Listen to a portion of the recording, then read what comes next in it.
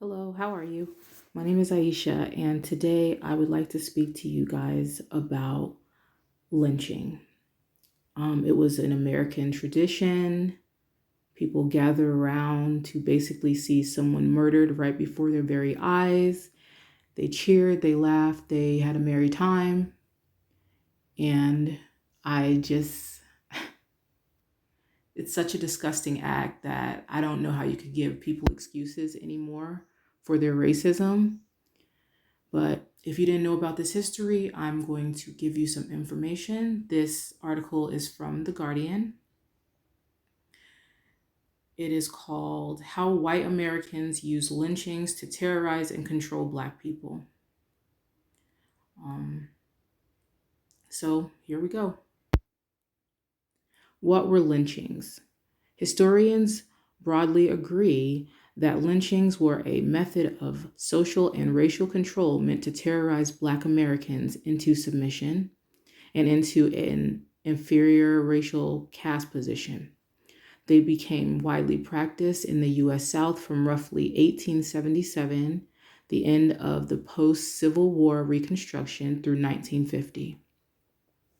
A typical lynching would involve criminal accusations, often dubious, against a Black American, or an arrest, and the assembly of a lynch mob, intent on subverting the normal constitutional judicial process. So, taking the law into their own hands, kind of like the Capitol riots. Remember those?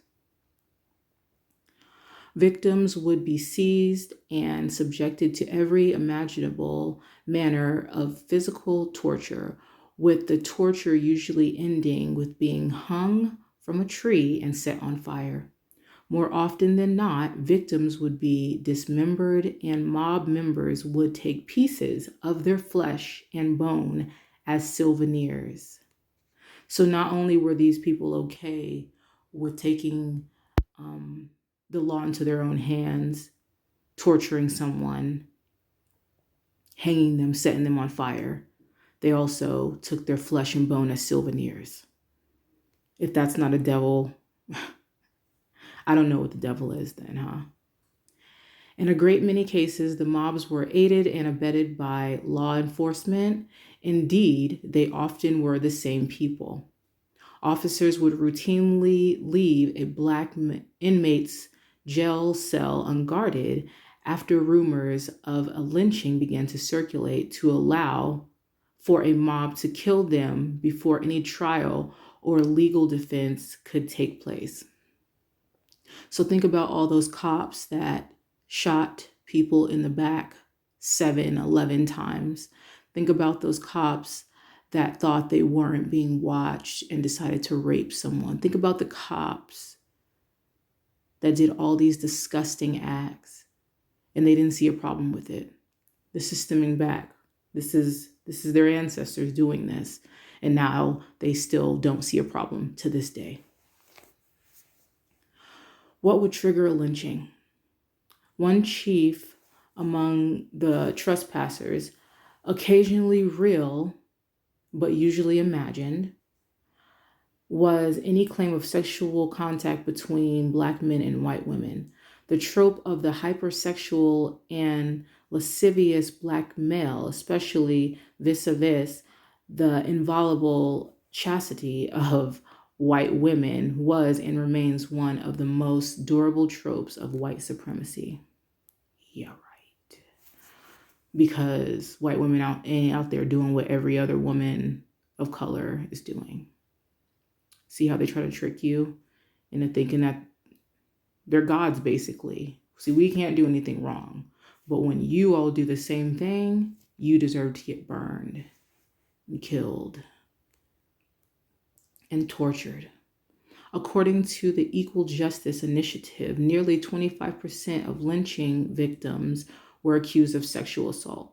Nearly 30% were accused of murder. The mob wanted the lynching to carry a significance that transcended the specific act of punishment, wrote the historian Howard Smead in Blood Justice: The Lynching of Mack Charles Parker. The mob turned the act into a symbolic rite in which the Black victim became the representative of his race and, as such, was being disciplined for more than a single crime. The deadly acts was a warning to the Black population not to challenge the supremacy of the white race. So now, even now, one Black person does one thing and the whole Black race gets it. The wrath of that. For instance, I did a video on Cannon Hinnett, a little boy that was shot by his neighbor, a Black man. So Cannon Hinnett was a white boy. And it was wrong. I thought I was doing a good job I thought I was doing justice. I got more hate. I should have just left the comments, but more hate for trying to do right. And there is a lot of people that were like, good job for doing this, but I wasn't doing it so I could get a pat on the back. I was doing it because it was wrong. And all these people, the people mainly that I deleted, were like, well, this is what Black people do. You all do that. One comment, most despicable comment, well, I don't care about the kids that are dying in Chicago. I only care about this kid, basically. I should have kept those comments up so you guys could have seen how disgusting they were. But this is what we get. See, one white kid shoots up a school and, oh, you know what? This is not us. Hundreds of rioters go to the Capitol and fuck shit up. This is not us. One Black man shoots a white kid. I can't believe that you're all such trash. Sorry, little short rant, but this is how it is. How many took place in America? Because of the nature of lynchings, summary executions that occurred outside the constraints of court documentation, there were no formal centralized tracking of the phenomenon. Most historians believe this has left the true number of lynchings dramatically underreported. Duh. Why would you want to showcase all of your disgusting acts? I wouldn't. For decades, the most comprehensive total belonged to the archives at the Tuskegee Institute, which tabulated 4,743 people who died at the hands of U.S. lynch mobs between 1881 and 1968. According to the Tuskegee numbers, 3,446, nearly 3/4 of those lynched were Black Americans. The EJI, which relied on the Tuskegee numbers in building its own count, integrated other sources such as newspaper archives and other historical records to arrive at the total of 4,084. So they came up with a lower number. Racial terror lynchings in 12 southern states between the end of Reconstruction in 1877 and 1950, and another 300 in other states. Unlike the Tuskegee data, EJI's numbers attempt to exclude incidents it considered acts of mob violence that followed a legitimate criminal trial process or that were committed against non-minorities without the threat of terror. What? Oh my God, these people are so pathetic. Now, you lynching somebody or you killing somebody is not an act of terror. You getting together as a group is not an act of terror. Now, they have to think about these things. This is why you can always find a fellow American saying that these things weren't that bad, these atrocities that weren't that bad. Meanwhile, you have people in whole church wear, they probably wear that shit on Sunday, hanging a man from a pole, from a tree. And Black Americans being told just to wait while white Americans literally wild the fuck out and kill everybody. But whatever. That's not racism. Where did most lynchings take place? Unsurprisingly, lynchings were most concentrated in the former Confederate states. and especially in those with large Black populations. According to EJI's data, Mississippi, Florida, Arkansas, and Louisiana had the highest statewide rates of lynching in the United States. Mississippi, Georgia, and Louisiana had the highest number of lynchings. Who attended lynchings? This shit's going to throw y'all for a loop. Among the most unsettling realities of lynching is the degree in which white Americans embraced it, not as an uncomfortable necessity or a way of maintaining order, but as a joyous moment of wholesome celebration. So it was like one of their football games, one of their little, what the hell is it? Softball games, Little League, all that bullshit. This was the pastime. Whole families came together, mothers and fathers bringing even their youngest children. It was the show of the countryside, a very popular show. Read a 1930 editorial in the Raleigh News and Observer. Men joked loudly at the sight of the bleeding body. Girls giggled as the flies fed on the blood that dripped from the Negro's nose. According to the macabre nature of the scene, lynching victims were typically dismembered into pieces of human trophy for mob members. In his autobiography, W.E.B. Du Bois writes of the 1899 lynching of Sam Hose in Georgia. He reports that the knuckles of the victim were on display at the local store on Mitchell Street in Atlanta, and that a piece of the man's heart and liver were presented to the state's governor. So they were literally sacrificing people. Okay, at this point, think about it. How can you call these people Christians? These are the same people that went to church every Sunday after a lynching, or after church, they went straight to a lynching and had a picnic. How do you call those Christians? How is this Christianity not called a satanic religion at this point? You presented a man's heart and liver to the governor. That's not sacrifice? Sacrificing of the Black man's body, huh?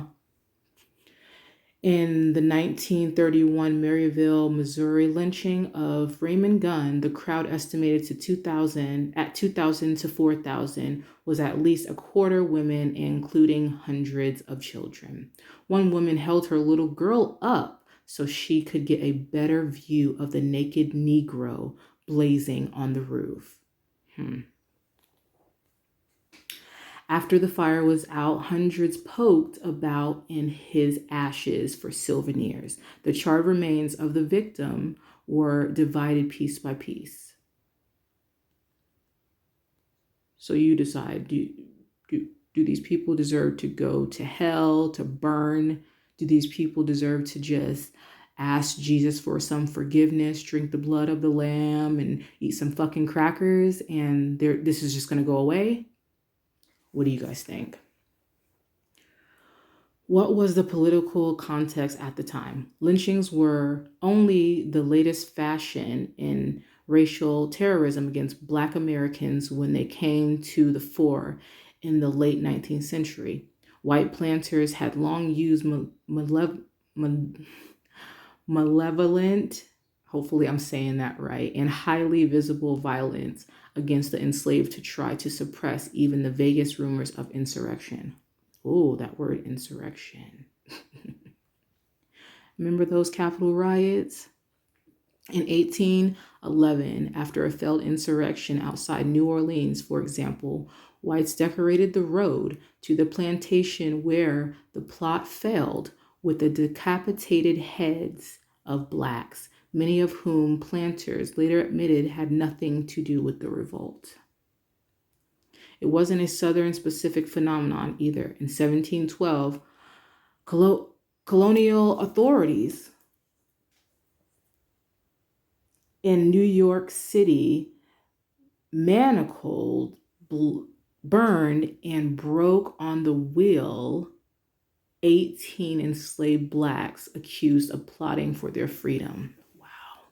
Communities of free blacks also faced the constant threat of race riots and pogroms at the hands of white mobs through the 19th century and continuing into the lynching era. Among the best known of these were the dissemination of Tulsa, Oklahoma neighborhood of Greenwood in 1921 after a black man was falsely accused of raping a white woman in the elevator. And what do they mean of the best known?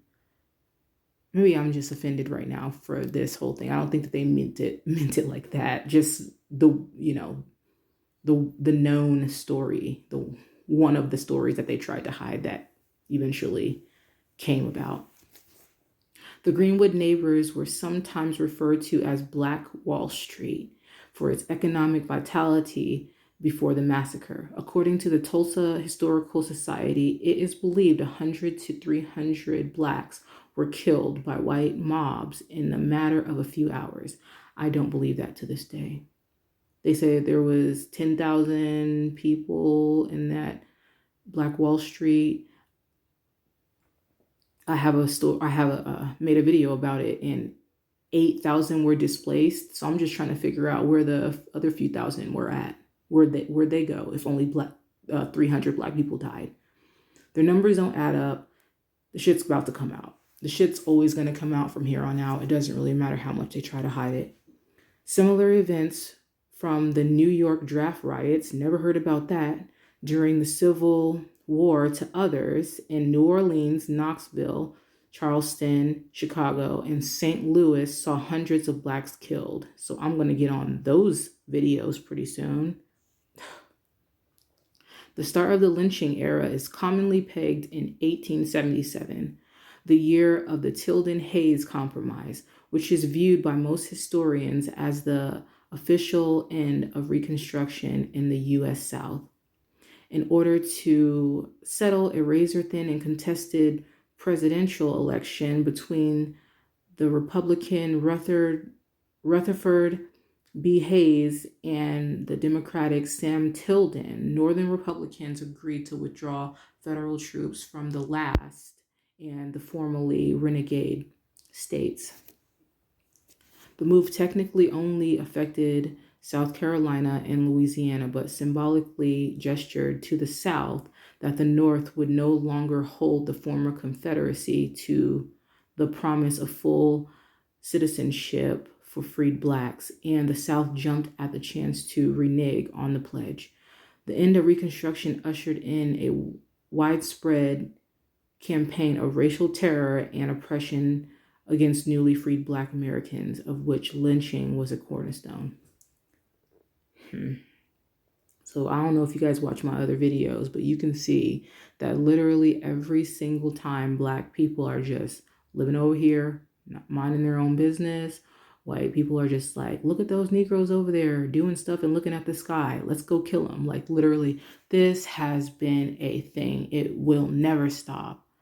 If that's how you started a country, that's how you will end a country. Okay, I am almost done with this. I know this is a long video. The vast majority of lynching participants were never punished, both because of the tactic approval of law enforcement and because dozens, if not hundreds, often had a hand in the killing. So that's a reason to not punish people. There were too many of you, kind of like the Capitol riots. Still, punishment was not unheard of. Though most of the time, if white lynchers were tried or convicted, it was for arson, rioting, or some other much more minor offense. According to EJI, of all lynchings committed after 1900s, only 1% resulted in a lyncher being convicted of a criminal offense of any kind. When and how did lynchings end? Lynching slowed in the middle of the 20th century with the coming of the civil rights movement. Anti-lynchers effects predominantly led by women's organizations had a measurable effect, helping to generate overwhelmingly white support for a anti-lynching bill in 1937, though such legislation never made it past the filibusters of Southern Dixiecrats in the Senate. Also, playing a major role was the Great Migration of Black people out of the South into urban areas, North and West. The exodus of some 6 million Black Americans between 1910 and 1970 was pushed by racial terror and a waning agricultural economy, and pulled by a surfeit of industrial job opportunities. The year 1952 was the first since people began keeping track that there were no recorded lynchings. When it happened again in 1953, Tuskegee suspended its data collection, suggesting that as traditionally defined, lynching had ceased to be a useful barometer for measuring the status of racial relations in the United States, but foregrounding the intense waves of brutality that would greet the nascent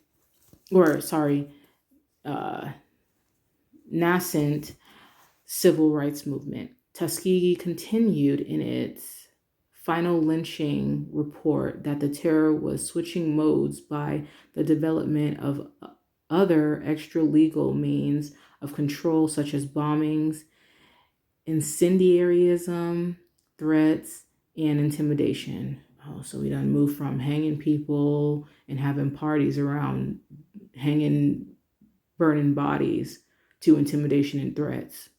So that's why they think that they're civilized. That's why we seem to think that the United States is now civilized because of this bullshit. The end of American lynching. The violence meant to act as a form of social control and terrorism had become less ritualistic and less collective. Individuals and small groups could throw bombs, perform drive-by shootings, and torch a house, as the resurgence of the KKK and similar violent white groups proved. The end of lynching cannot be said to be purely academic, though. While targeted violence against Black people did not end with the lynching era, the element of public spectacle and open, even celebratory participation was a unique social phenomenon that would not be reborn in the same way as racial violence evolved. Despite the shift, the specter of ritual Black death as a public affair, one that people could confidently participate in without anonymity and that could be seen as entertainment, did not end with the lynching era. Okay, so I'm almost done with this article. Who took a stand against them at the time? Well, we know it wasn't the lynchers, so it must have been the Black people. Let's figure it out. Generally speaking, and especially early on, the white press wrote sympathetically about lynchings and their necessity to preserve order in the South. The Memphis Evening Signator,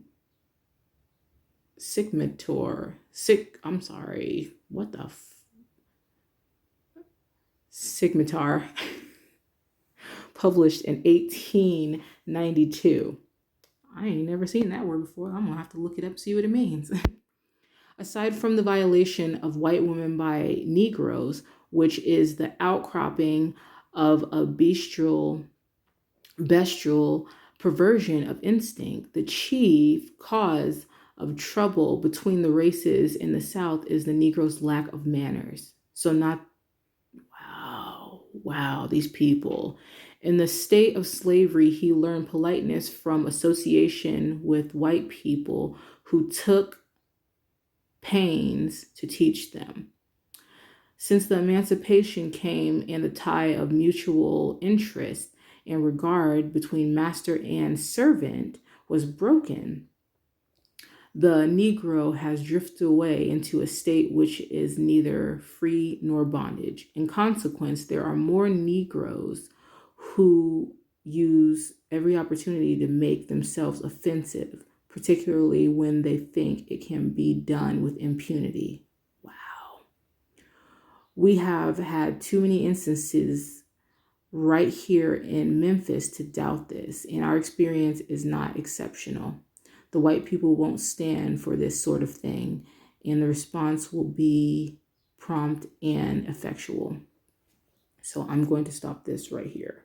And then they went on to the talking about the black press. This has been a 25-minute video. I'm pretty sure most of you didn't even stay in here for that long. At least you know a little bit of the history of lynching. I will leave this article in the description so you can read the rest of it if you want to. It's not much more, but this is a very tiring subject. And then think about the arrogance of these people saying that basically we need to be put in our place and that we don't have manners while they're hanging people. Some of these things are truthfully unreal, and I don't even understand how we still sit here and listen to these people say anything. Like they shouldn't even have a voice at this point. I'm not saying that anyone should do the same things that have been done to us. I'm saying, why would you continue to listen to a people that think that lynchings to this day is okay? The cops still kill you. They still pull guns on you. This is literally history repeating itself. I've said it on many videos before. We ain't going nowhere. We're staying in hell. We're going to have to get this shit together. So I appreciate you guys listening. I hope you have a good day. Bye.